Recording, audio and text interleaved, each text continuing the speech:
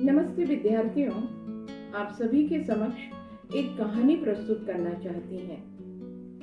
एक राजा के पास कई हाथी थे, लेकिन एक हाथी बहुत शक्तिशाली था, बहुत आज्ञाकारी था, समझदार व युद्ध कौशल में बिल्कुल निपुण था। बहुत से युद्धों में वह भेजा गया था और वह राजा को विजय दिलाकर ही वापस लौटता था। इसीलिए वह राजा का सबसे प्रिय हाथी था। समय गुजरता गया और एक समय ऐसा भी आया जब वह वृद्ध दिखने लगा।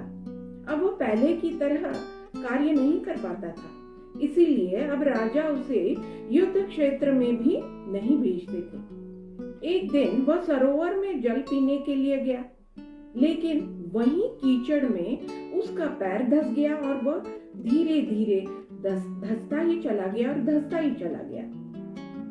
उस हाथी ने बड़ी कोशिश की, लेकिन वह उस कीचड़ से स्वयं को नहीं निकाल पाया। उसकी चिंगाड़ने की आवाज से लोगों को यह पता चल गया कि वह हाथी जो है संकट में है। हाथी के फंसने का समाचार राजा तक पहुंच गया। राजा समेत सभी लोग हाथी के आसपास इकट्ठे हो गए और विभिन्न प्रकार के शारीरिक प्रयत्न उसे निकालने के लिए करने लगे, लेकिन बहुत देर तक प्रयास करने के उपरांत भी कोई मार्ग नहीं निकला। तभी गौतम बुद्ध मार्ग भ्रमण कर रहे थे।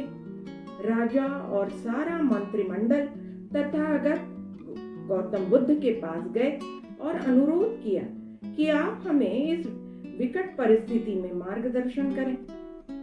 गौतम बुद्ध ने सबसे पहले घटना स्थल का निरीक्षण किया और फिर राजा को सुझाव दिया कि सरोवर के चारों तरफ युद्ध के नगाड़े बजाए जाएं।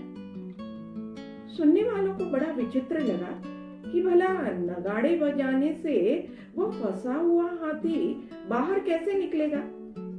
जैसे ही युद्ध के नगाड़े जो है वो बजने लगे, वैसे ही मृत समान हाथी के हाव भाव में परिवर्तन आने लग गया। पहले तो वह धीरे धीरे करके खड़ा हुआ और फिर सबको हतप्रभ करते हुए स्वयं कीचड़ से बाहर एकदम से निकल आया।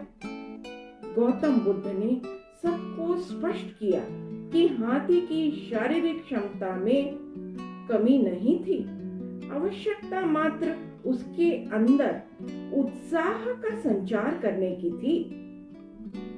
जीवन में उत्साह बनाए रखने के लिए आवश्यक है कि मनुष्य जो है सकारात्मक चिंतन बनाए रखे और निराशा को अपने अंदर कभी भी हावी न होने दे।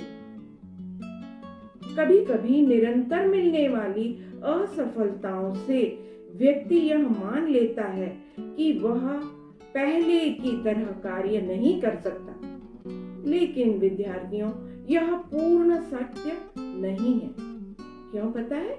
क्योंकि सकारात्मक सोच ही आदमी को आदमी बनाती है, उसे अपनी मंजिल तक ले जाती है। धन्यवाद।